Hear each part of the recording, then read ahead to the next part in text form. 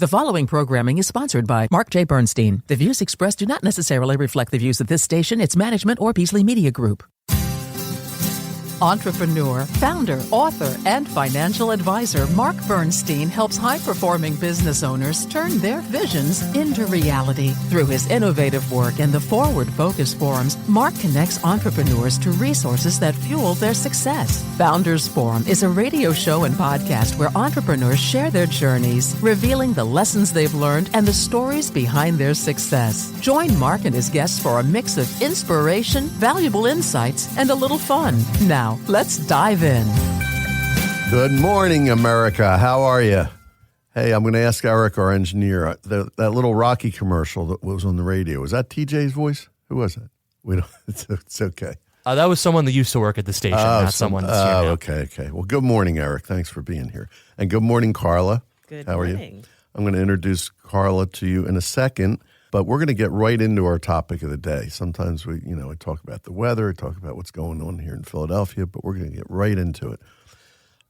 I saw a post that you did about a book that you just read, and I won't give it all away. We might talk more about the book later, but tell us about the book and it really has to do with having doubts and how doubts are handled by leaders. So tell us about the book and where you got that and your thoughts about it. So I just finished reading one of the newest books about Martin Luther King by Jonathan Eig, I guess, E-I-G is his last name. And I think, do we need another book about Martin Luther King? Well, there's new information that's come out about him, recordings, and people are more prone to talk about him now that he's been gone, now that Corretta's gone. And the thing that struck me was the pieces of doubt, the pieces of information that led to us understanding how often he doubted himself, his bouts of depression. Mm-hmm. And it's the first time I felt very connected to this leader that we've looked at for so many years. And I just thought it was absolutely... Because you realized he's human, I guess. Well, it's fascinating, right? Yeah. You feel connected to someone's humanness, their humanity. Yeah. I can imagine. I've actually thought about that because what he was up against, he knew his life was in danger. Like every day he was out there pretty much. Yeah. And he had lots of opposition and lots of, opposing forces and, within his people and outside and government and all kinds of things. So. Yeah, people doubted him a lot. His allies doubted him. People changed the way that they felt about him overnight. People were trying to kill him, and he knew that. He didn't walk around with a lot of armed bodyguards, but he knew that he would not be on this earth for a long time. So the theme, I think, because this is a show about entrepreneurs and leaders, I don't think anybody doesn't have doubts, right? What did you get out of it personally? How did you connect with that on a personal level? I think who doesn't doubt themselves. Right. But I think as leaders, sometimes we have a false sense of false armor that we wear. Sometimes we have to always feel that we have the right answer. But I think that true leadership comes from being able to say, I don't know when you don't know, right. And seeking outside help and counsel, which I'm not sure King really did. I didn't get that from the book. Oh, really? Mm-hmm. Interesting. That's interesting. I would have thought he would have. You would think that. Well, I think as a man of faith, he found comfort in prayer and scripture. Right. Absolutely. I guess that is his form of therapy. That's therapy in general for a lot of people. Well, and that is looking for help on the outside, it too. It sure is. But as far as, modern day that we look at as leaders outside of prayer, that now it's more acceptable to get therapy or to have community. Right. I even think like his closest people inside a circle, like Andrew Young was one of them, I think. And, some of the people that were, I think they doubted him at times too, because, they knew, I'm sure there was a strong sense of what they were up against. Yeah, well, I think most people, we are a culmination of the things we see, hear, do, and experience. Yep. So everyone is experiencing things in real time, their own real time. Yeah. And to find alignment is really difficult for leaders, but that's also what helps us. That's our superpower, being able to draw in other people's experiences to formulate our best decisions. I love that. And so that I was going to ask you how you handle it, but you just explained it. Number one is don't be afraid to say I don't know. Yeah. And secondly, to draw on other experiences and wisdom and into your world to help. Yes. Right? Yes. Excellent. So this is Karla Trotman. She is president and CEO of Electro Soft Incorporated, and she's also the author of Dark, Dirty, Dangerous, the building the vibrant future of manufacturing. Did I say that right? Building the vibrant future. Building of. There was Yes. a word missing. Got it. That's what I didn't get. So I mentioned that, and Electro Soft is one of the largest independent electronics contract manufacturers in the Philadelphia tri-state area, serving aviation, defense, and transit industries. And in addition to being an author, she's the Entrepreneur of the Year in 2024 Greater Philadelphia Award winner. That's from EY, right? Yes. Yeah, excellent.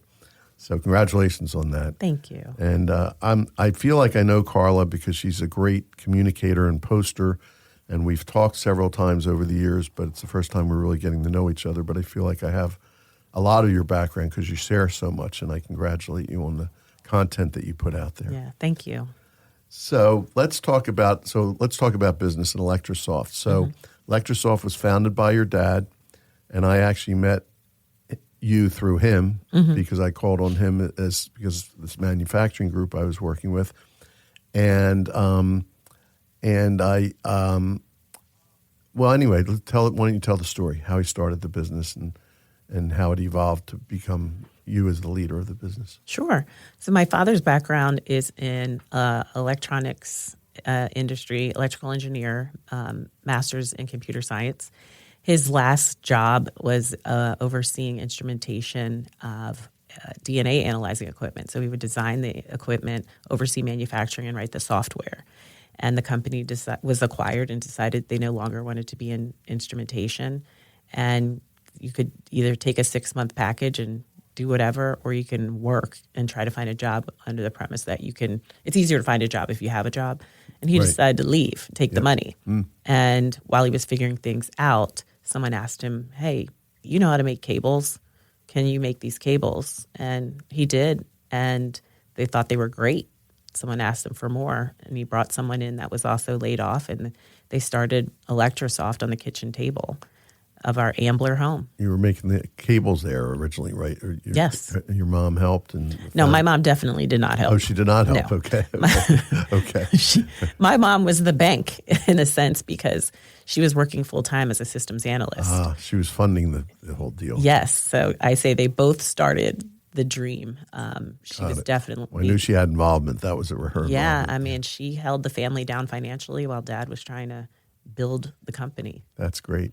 And it kind of took off, right? It became a preferred vendor, I would say, for a lot of people, right? Yes. So we did exactly what my father did. We would meet with companies, design equipment, oversee the manufacturing, and write software for it. That's the name Electro Soft, with electromechanical assembly and software. What wound up happening was that there was more of a need for stateside manufacturing with a high mix of products, lower volumes, so we wouldn't be in direct competition with Asia. And we worked primarily with defense and industrial clients. And normally the show is called Founders Forum, so we bring on the founders of the business. But I found your story very intriguing because in a way you came in, you didn't work in the business, you came from outside of the business, and you ultimately worked with your father for many years, and then I took over and I'd say kind of recreated the company. Is that a fair assessment? Yeah, I think sometimes we think that the next gen comes in and they're just given like this golden highway and everything is just so easy. But oftentimes we think fundamentally different about business because our amazing family, our parents, had given us these great education, these great networks, and now you're able to see the business in a different light. And taught you, in a sense, to think differently maybe than what they did. Absolutely. Right. I had my background's in supply chain logistics. I have an MBA. I worked in that field, and I was successful in that field. I had an online business at the beginning of e-commerce, so I understood how marketing was shifting towards inbound marketing and search engine optimization. I wanted to help the family business not suffer through that transition, because a lot of companies did. Yeah. And that's really what caused me, that and having a family caused me to think differently about legacy, about the future, and what I really wanted out of life. Right. And we've talked about your husband, who's an attorney, works in this building. We found out this morning. And you have 2 sons, correct? I do. And they're at an interesting time in life, correct? Yes. One is a upcoming freshman at Hampton University, and the other is a rising senior at the prep. Nice.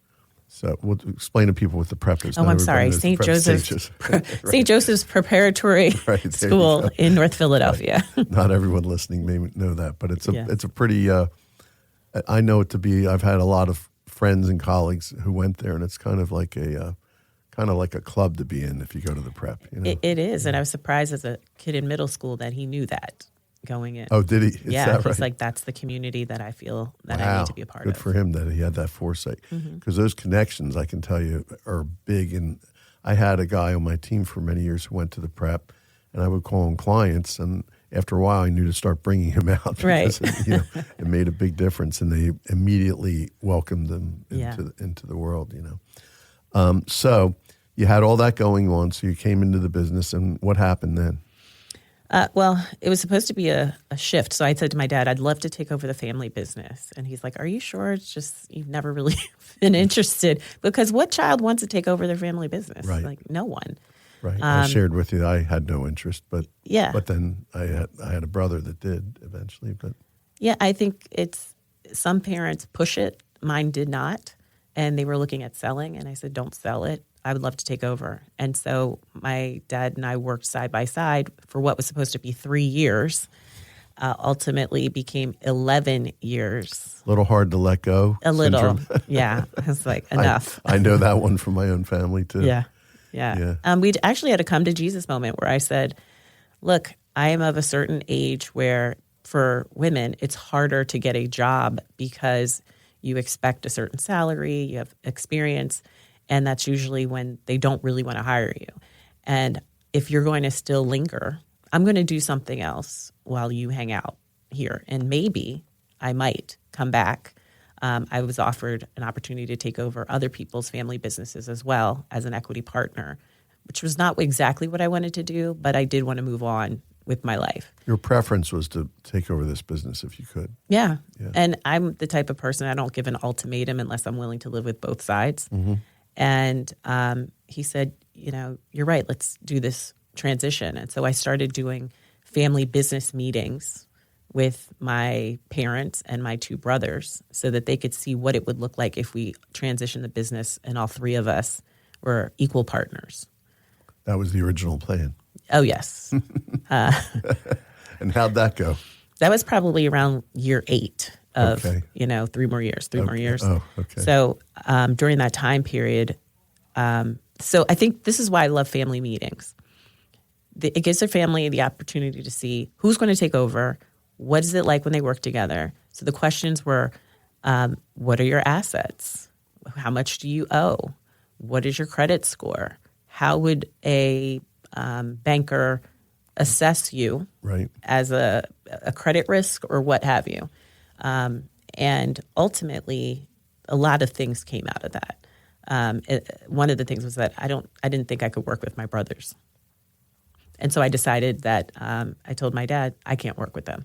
And I wanted them to see that. You didn't know that going into the family meetings? I did not. Yeah. I mean, I kind of had an inkling because you know how banks, they look at your assets, and I brought a lot to the table because of my career. Well, and I also assume you knew your work ethic, you knew your skills that you brought to the table, and you know your brothers to a certain extent. So I'm sure there were questions about whether you could be in that kind of co-leadership position for a company, right? Right, and that was an issue for me. Right. And I love my brothers, I really do. But you can't be partners with everyone that you love. Right.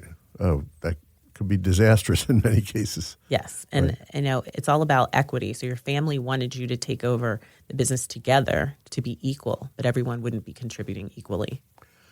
Karla, this is a great jumping off point. We're going to take a quick commercial and we'll be right back.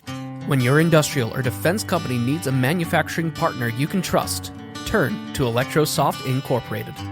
For 38 years, this family-run electronics contract manufacturer has been the go-to choice for printed circuit boards, cables, wire harnesses, panels, and complete box build assemblies. What sets Electro Soft apart? Every single product benefits from at least 30 years of hands-on electronics manufacturing experience before it leaves their facility. They are fully up to date on all industry and quality standards, giving you the confidence that comes with working with a well-respected partner. Ready to outsource your electronics manufacturing to proven experts? Visit electrosoftinc.com to discover how Electrosoft's 4 decades of family-owned excellence can power your next project. We're back on Founders Forum with our guest today, Karla Trotman. So great to have you here, Karla. Thank you. So we got just to the point of the family meetings, and then obviously it was decided that you would take over the business. And I'm sure that went very smoothly and there were no problems, right? Yes, great. So tell us about that. What kind of challenges did you face in taking over the leadership of the company? Well, it was really extracting my father away from the day-to-day because it was confusing for the staff. Right. We brought them in and we said, for the last 3 years, Karla's been running the company behind the curtain. If you haven't noticed anything, great. She's going to continue running the company and I'm stepping away.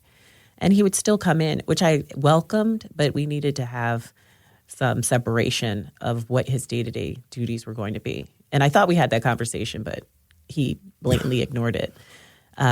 So that when I told him that he was creating confusion, he said, well, I'm here to consult. And I said, yeah, nose in, feet out. I like that. But well, it's hard to give up your baby to a certain extent, right? I mean, it was his baby, he created it. But yes, I kept him informed in a dashboard of KPIs, let him still look at financial statements if he wanted to. We've had a lot of conversations. But I think that when you have a family and you're in business together, it's not a normal family discussion that you're having. Right. Your Christmas dinner is about business, birthday parties. There's always something around business. And it's just really this additional sibling, in a sense, in your family. Right. So in the very beginning, the interesting part is I took over in January 2020. 2 months later, COVID hit and everything shut down. Yep. And it was awful. And my dad just didn't really flinch because at that point we had been in business for 30 years. And when you're in business for 30 years, you've seen a lot. And I said, I don't think you've ever seen a global pandemic before. Like I felt that it was something very, very different. And there were things that he didn't have to go through, like the CARES Act and PPP and all these things, that I had to navigate a lot of those things on my own.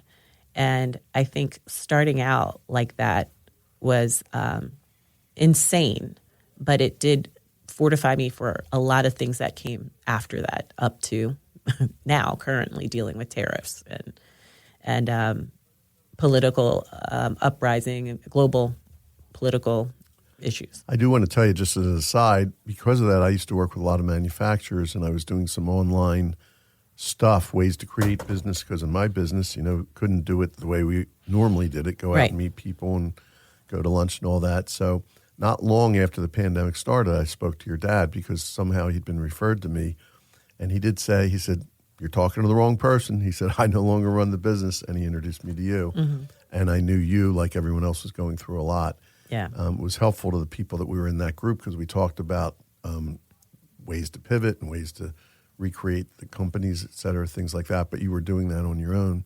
So what did you do? Because I know you had to make some extreme pivots in order to get through that period. The first thing I did was made sure I had community because I took advantage of other people's information. So we would meet on a weekly basis to find out, well, what's this PPP? What's the CARES Act? What are you getting from it? Who's the bank? These were other business owners? Other business owners, right, correct, gotcha. in the area. And everyone had connections that we were lending to each other. So every single person Nice. received their PPP, had it forgiven, got a second round, had that forgiven because we shared the information. Yep. Internally with Electro Soft, I decided to be very communicative with my staff, over-communicating, answering every question they had, saying, I don't know when I didn't know. And we decided to do face shield. Well, you were considered essential, right? So they were Yes. still coming in, right? Yes, we were off a whole one day. Wow. Yes, essential because of the work we do for the Defense Department. Right. So when somebody had sent something to me like, hey, let's help these nurses and everyone make 5 face shields. And it was like taking some office supply products and something from Home Depot and you put it together and then we sent them in. And people were like elated by it. So I reached out to other people, meaning the employees? Or the nurses that you the gave nurses, them to? sorry, the nurses that we sent it to because they basically said we have nothing. Right, you couldn't get anything at first. And so I said to my staff, I'm like, when we didn't have a lot going on at that time, so we still had work, but it was slow. I didn't want to let go of anyone. I still burned through a lot of cash keeping people on. Sure. And I said, well, I'll buy some more of this stuff and everyone will make face shields and send them to local hospitals. And we did. And then I had a friend of mine who worked for a family office. She was chief of staff. And she said, I told them what you were doing. They love it and they want to help. And so they wrote a very nice check to us. And we called all the suppliers who basically gave us cost for the product. Wow. And we made thousands upon thousands of face shields during that time. Which kept my people busy, Wow. kept them employed, How great is that? and helped people across 3 states. So it was Amazing. great. So eventually you came out of the pandemic and business was good, I assume. It was good. I mean, it wasn't great because it takes about 1.5 years, 2 years to get back. Sure. And then, of course, we had interest rate issues and supply chain issues and tariff issues. Right. And it just seemed like we didn't have a really great runway from having taken over to getting to that. But I've started to realize that business is just really about solving a lot of problems. Right, right. And I know you're having challenges today. There's new challenges today, which we can get to. But what skills did you develop as a leader to meet the challenges? Well, I had to stop just wallowing like, this is terrible, this is awful. You could get through that, but then what are we doing? What is the active plan? And it's constantly just moving the ball downfield. Sometimes it's just inches and Right. feeling that sense of accomplishment. And so leaning forward and failing fast, I know that seems so cliche, but you really do fail a lot Sure. in business. Oh, You got to work like, it's a constant theme on the show, by the way. yeah. I mean, you got to work multiple problems at the same time. And so when I'm working through things now, I don't know if any of them are going to work out. And so I'm working maybe 3 things at a time. And something that seems like I'm getting a little headway on, I lean more heavily into that thing and still trying to push everything down and really trying to go and accomplish the goals that we have for our strategic plan, whether it's attracting more business, going after more defense contracts, or looking into new verticals for us to work in. From the communication we've had and from the things that I've seen you post, you're a planner. I mean, you're very strategic in your planning, I believe. Yes. Yeah. And are you good on the execution of the plan, or do you require a team to help you with the execution? I use something called the one-page strategic plan. It's through the Gazelles Network. I guess it was the old Rockefeller's Habit book. And what it does is it forces me to look on a quarterly basis, a weekly basis on what I said I planned on doing. Doesn't mean Nice. you don't have to change it. Right. But I also have an advisory board that holds me accountable. I'm actually meeting with them on Friday. So Excellent. So, and these are other business owners, I assume, or retired professionals, retired. Some one is my CFO who Excellent. does my numbers, and it's great. That's great. So you take a team approach. You're the leader. Mm-hmm. You're creating the plan, and you're having some assistance in terms of guiding you in terms of how to implement the plans. Yeah. Let's talk about the future, because Mm-hmm. let's talk real quick about current issues. I know tariffs has to be one. Yeah. And anything else currently that you're dealing with? just really trying to smooth out the bullwhip effect of tariffs. Sometimes our clients push orders at us, trying to get ahead. Sometimes they're holding back, which is really hard because you have a workforce that you have to maintain. So just trying to work through those issues. Smooth out the workflow. Which is a cash issue, cash flow. Right. And so let's look ahead. So if we're here, this is now July of 2025. So let's say it's July of 2028 and you and I are speaking and we're looking at the last 3 years. What, Karla, would have had to happen during that 3-year period for you to feel that that was a successful business? And I know your family's important, so you can include personal life in that as well. So hopefully both of my kids are in college still. Right. We want to do some more acquisitions of other companies. So we're looking at that. I think we definitely want to grow in the area, potentially geographically grow and get closer to where some of the projects we're looking at. And I actually want to maintain my sanity. I think sometimes business can make you a little crazy. So taking more time for myself and centering myself so that I'm not all in just business. What do you do to maintain your sanity? Do you have any techniques for that today? Sparkling rosé. There you go. But no, I have great friends, travel. Just the normal stuff. There's nothing like meditative or anything. I've been trying to meditate. I actually brought in a yoga instructor because I hate yoga. Like, not that it's not great. I just can't do it. Like, I can't commit to it. So I'm a big advocate of meditation. Been doing it for 50 years consistently. Yeah. So offline, if you want, I'll tell you how I do it. Maybe there might be something there for you. I would love that. Would you? Mm-hmm. Well, let's talk about that. I know you're a reader. We talked about the book that you're currently reading, Martin Luther King book. Anything else you want to say about that book? Why people should read it? Just finished it. Oh, you did? So I'm a Okay. little disappointed because it's almost 600 pages. So you feel like you'll never get done. But Isn't that something that sometimes you're sorry? It's like a movie that you're sorry it's over. You just kept going, right? So. Yeah. I have a stack of books from friends that have written books, but I'm trying to really go through some of the Ryan Holiday's meditations on Stoicism. I forget exactly the title, but working on that and just try to focus a little bit more. Maybe that's going to be my meditation in the morning. Yeah, that's a form of meditation for sure. Mm-hmm. Anything else fun you're looking forward to? Other? I'm going to France next month on a riverboat cruise. My husband and I celebrated 20-year anniversary in December. Congratulations, huge accomplishment. We're alive. We didn't kill each other. It's great. So it's going to be interesting. So it's on the Rhone River. It's something we've never done. I've heard that's great. Yeah. We just an aside, my wife doesn't like. She has motion sickness. Doesn't like boats. We've been on 3 major cruises, like really high level ones in Europe and things like that. And she said no more cruises, but she said she'd do a river cruise. So we're doing Alaska actually. We want to see the glaciers before it's done. I heard that's incredible. But if it works, we're going to start with the European ones next. So that's all the time we have, Karla. It's been wonderful to have you here. Thank you for having me. Hope you enjoyed your time here. And I hope you all enjoyed listening to our time together here. And we look forward to speaking with you again next week on Founders Forum.